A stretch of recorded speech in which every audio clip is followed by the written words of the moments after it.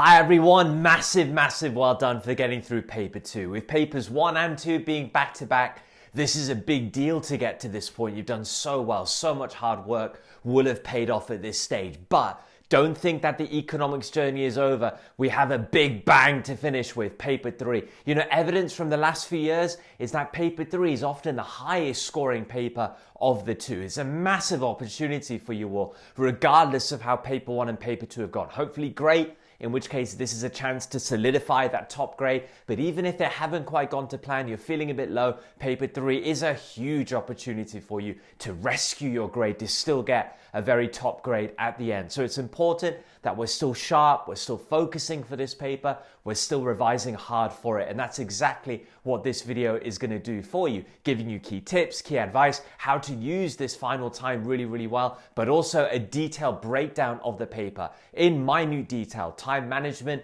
the exact structure of the paper, techniques that you need to use, gold dust coming your way. You want to be taking it all in, watching all the way to the end. Let's start with key advice. Pay absolutely no attention to predictions. If you're hearing predictions, completely disregard them. It's not worth getting your mind wrapped up with predictions because, simply put, nobody knows what's going to be coming up in paper 3. If you look at the last few years, totally random topic areas, totally random context, nobody could have predicted those. It's not worth getting your mind sucked into all of this nonsense, to be honest with you. And nothing to worry about either, because the content that's going to be assessed in paper 3 is the same content you revised for paper 1, the same content you revised for paper 2. The same micro macro content that's in your syllabus is all that can be assessed. Nothing outside of that. So you don't need to worry in that sense. You're keeping your content ticking over from micro macro. It's that's going to come up in paper 3. But also now all the essay questions that will feature will be tied to extracts, and the extracts will be so much better than they were in paper 1 and paper 2. Literally everything you need to write these essays in paper 3 will be in the extracts. So you have that to help you as well. So nothing to worry about in terms of predictions. Don't get wrapped up in that. It's the pointless exercise. It's a pointless waste of your time. Just, I would say, keep your content ticking over and you'll be good. Having said that, it is worth weighing up major topic areas that haven't featured predominantly in paper 1 and paper 2. They're much more likely to be big essay questions in paper 3. In terms of the remaining time left before paper 3, I recommend two things. It's content mastery. You want your content to be absolutely razor sharp. The same notes you made for paper 1, the same notes you made for paper 2, go back over those and make sure, yes, your micro macro content is really good still. But also it's knowing your paper inside out, and it's preparing for the unique elements of paper 3 that are different to papers 1 and 2. And that's what this breakdown coming is going to do for you. It's gold dust coming your way. Take everything down. Know that what's coming was pre-recorded, so I look a bit different in what's coming, but still gold dust nonetheless. Enjoy it and really focus on the advice coming your way. Paper 3 is going to be broken into two sections, Section A and Section B. Section A will consist of 30 multiple choice questions, micro and macro. There'll be 15 micro questions, 15 macro questions, though they won't necessarily be ordered that way. But these guys are gifts from the economics gods. And whenever we're given these gifts, we should first be thankful. Thank you, gods, for giving us these wonderful questions. Why are they gifts? Because they're so easy. All of us here should be targeting full marks. They are that simple. But follow these tips when you're preparing for multiple choice questions. First of all, you have to be practicing them. All of the previous past paper multiple choice questions you should have done. But when you're revising them, when you're practicing them, make sure you're doing them per topic area. A block of multiple choice questions per topic area. Then you're seeing what the multiple choice questions are like for various topics. But also, when you're doing the questions, don't just try and get the correct answer. Think about why it's the correct answer. Think about why other answers are wrong. That way you're building up your knowledge base. You're understanding multiple choice questions better, and you're seeing the style of multiple choice questions that AQA tend to go for. So practice is your best friend. But I'm also going to give you tips whereby even if you're struggling to get the correct answer, you don't necessarily know the correct answer, these are tips whereby you can still pick the correct answer. So here we go. Tip number 1, with all multiple choice questions, make sure you're highlighting exactly what the question is asking. Now this is great, especially for diagram questions, for chart questions, for table questions. Often the first few lines of those questions is just waffle describing what the diagram is showing, what the table is showing, what the chart is showing. But we have eyes, right? We have eyes. Eyes. Gods have given us eyes. Eyes whereby we can see what the diagram is showing, what the table is showing, what the chart is showing. We don't need to waste our time reading waffle like that at the start. You guys hunt down what the question actually is asking for and highlight it. That way your brain is focused on what you actually need to be searching for in the answers. But also highlight key words so that you don't make silly errors, so that you know exactly what you need to be looking for in the answer. So start by doing that. Second, know how the 4 answers are written. Examiners, when they write answers to multiple choice questions, always follow this formula. First of all, there's always a distractor answer. That is an answer that seems like it could be correct, but actually is wrong. It's there to trap you. Examiners are horrible people, right? They put distractors in as one of the answers to try and fool you. So know that that exists. That's always going to be one of the 4 answers. Second, obviously, there's going to be a correct answer. That means that 2 answers are going to be clearly wrong. So if you're struggling to get the correct answer, naturally start by eliminating the 2 clearly wrong answers. You're then going to be left with the correct answer and the distractor. When it's a 50-50, you're more likely to get it correct, but hopefully then your economic skill kicks in and you're able to get the correct answer. Advice number 3 with multiple choice questions is scribble things down. Write down all the thoughts you have in your head just to ease the process to then get you the correct answer. There are so many questions, right? 30 of them. By kind of 15, 16 questions are done, your brain is going to be fading a little bit. You're going to get quite tired. So by allowing your brain to do too much, you're likely going to make sloppy errors, silly errors. Even though you know the correct answer, you're more likely to pick the incorrect answer. So help yourself out by scribbling stuff down. Maybe it's a chain of analysis. Maybe it's a little diagram sketch. Maybe it's an equation or a calculation you need to do. Maybe it's a definition. I don't know, whatever. It's going to help you just go through that process more simply instead of keeping it all in your brain. Put it down. Bear in mind that any white space in the exam paper you're free to write on. Your multiple choice questions will be marked by a computer, not by a human being. So any white space, scribble things down, make it easy for your brain to digest key information for then you to get the correct answer. That's so important. That's a great tip that I used. That's going to help you as well, just to avoid silly errors.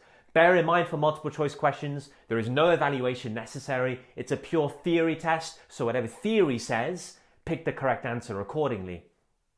And last thing to bear in mind, very important advice here, is time management in multiple choice questions. The general advice is a minute a mark for the multiple choice. That's 30 minutes. I think that's far too long. I think the vast majority of multiple choice questions you're going to be doing in 30 seconds or less. A few of them, 5 seconds. They'll be that easy for you. A few of them might take longer, more than a minute, but they'll be rare. So overall, I'd say you're aiming for 20 to 25 minutes, 25 minutes max for the multiple choice questions.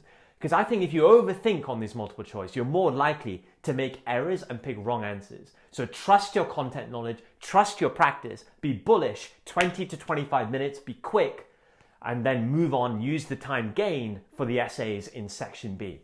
That's big advice there. Be quick with your time management.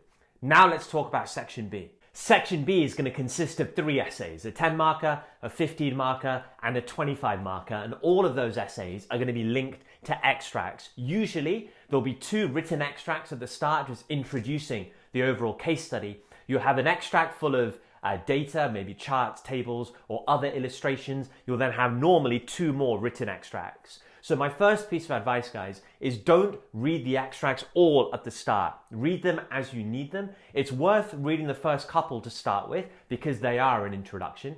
And then obviously the data that you see, the data extracts, will be relevant for the 10 marker. So for the 10 marker, the first 3 are good to go through. But then normally the one after the data is going to be for the 15 and then the final one for the 25. So read the extracts when you need them. In that way, your reading time for the extracts is within the essay time that you have. Now let's go into the questions themselves. The 10 marker first. The 10 marker is a unique question. You've not done one like this before, but it is a bit like the 4 marker you've done in paper 1 and paper 2, but beefed up. This 10 marker will say, to what extent does the data suggest something? So in that regard, this question is making you analyze, evaluate, and come to a final judgment from data. So you've done this a little bit in your 4 marker, haven't you? You need to now go further in this 10 marker. Here's the structure, here's what you need to do. So in this 10 marker, you want to start by defining key terms that are there in the question. There might be 1, there might be 2, there might be none, in which case don't worry about it. But if there are key terms, define them to start with. Then you're looking for 3 analysis paragraphs. And in each analysis paragraph, you're looking to do 3 things. First of all, identify a data reference from the extract that they've told you to refer to. So 1 unique data reference, you're doing that 3 times. For each data reference, you're then saying how. How does that data reference help you answer the question? Do that, and then think why. Why could that have happened? That'll be a nice little bit of extra for you to go into. That's very good economic theory as well. So for each analysis paragraph, a unique data reference, how and why, you're thinking that. So what could your data reference be? Well, it could be something as simple as identifying a high point and a low point in the data. It might mean identifying a start point and an end point if you're looking at a trend in the data. It might actually be manipulating the data, doing something with the data. Maybe identifying a correlation between 2 variables. Maybe talking about a line of best fit and what the correlation is between those 2 variables. Maybe you're calculating something like a percentage of something. Maybe a percentage change calculation you're doing. Maybe it's an average. That would be great. Examiners love it when you're manipulating the data. You're working something out from the data given to you. But all of that could be your data reference. So a data reference needs to be unique 3 times. Then how and why. That's what you're looking to do for your 3 analysis paragraphs. After each analysis paragraph, you need some nice simple evaluation. A few lines basically where you're showing that you understand the limitations of the data. Keep that simple. What kind of limitations of data exists? Well, maybe the time period used is very narrow. You need a longer period of time to come to that kind of a conclusion.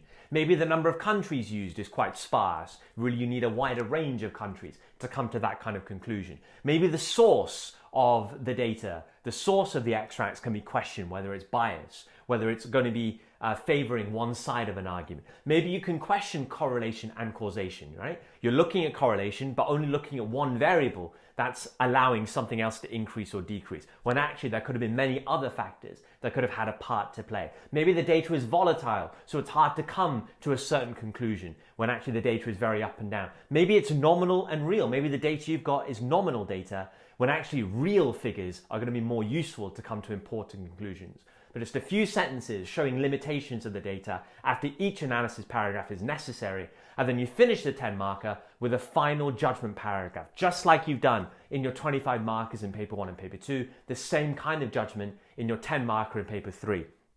You want to start by answering the question. To what extent does the data suggest something? Give an answer, whether it backs it up, the data, or whether the data doesn't back up. Whatever the question is asking, justify why you're saying that, weigh up the most significant pieces of data that lead you to that judgment and say why, for you, they are the most significant pieces of data, and then try and balance your judgment by basically showing how you can't really answer that question with just the data they've given you. Normally, you need other pieces of data to make your judgment more holistic, given that you've considered everything in that regard. So maybe go into other pieces of data that would be really, really helpful to solidify that judgment. That could be good balance for you.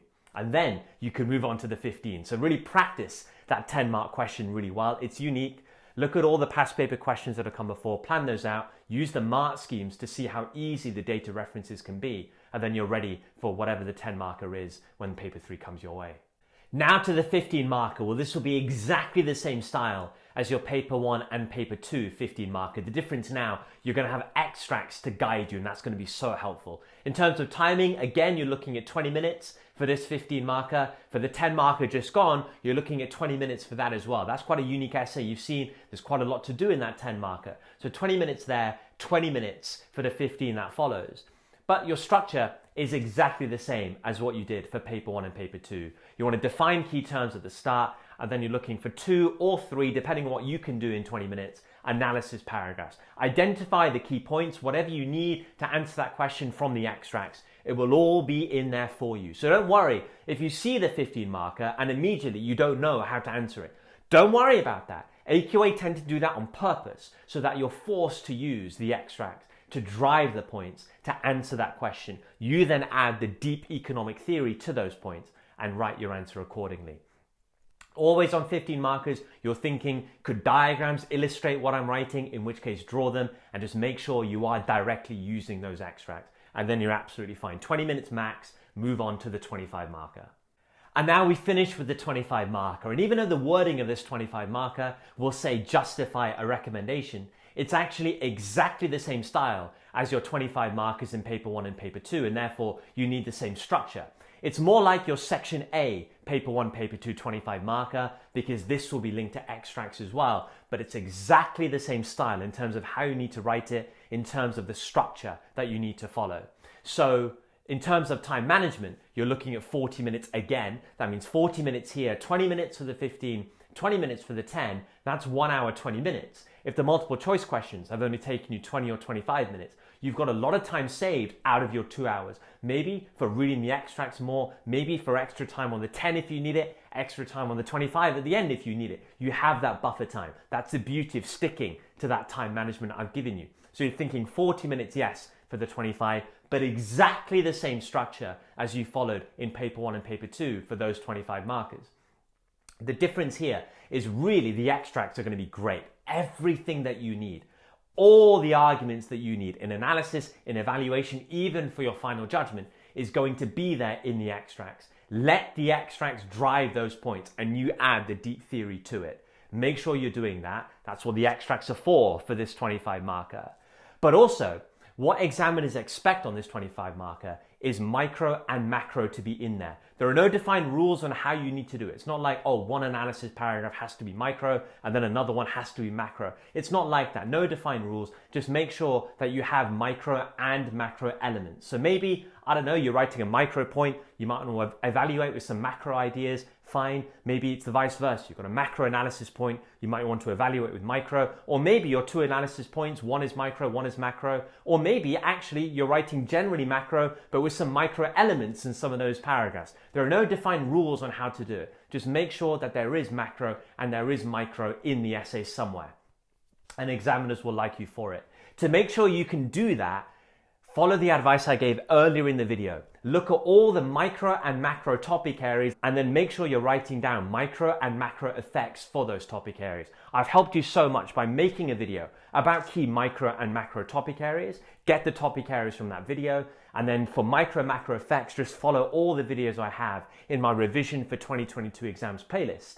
You'll see how I've done it. You just need to follow the same way, then your brain is ticking. Even for topic areas you think are more micro, you've got macro ideas and vice versa. Then you're ready to go. But don't stress too much. There aren't defined rules that examiners have, and you'll be absolutely fine as long as you can bring in micro and macro in that 25 marker.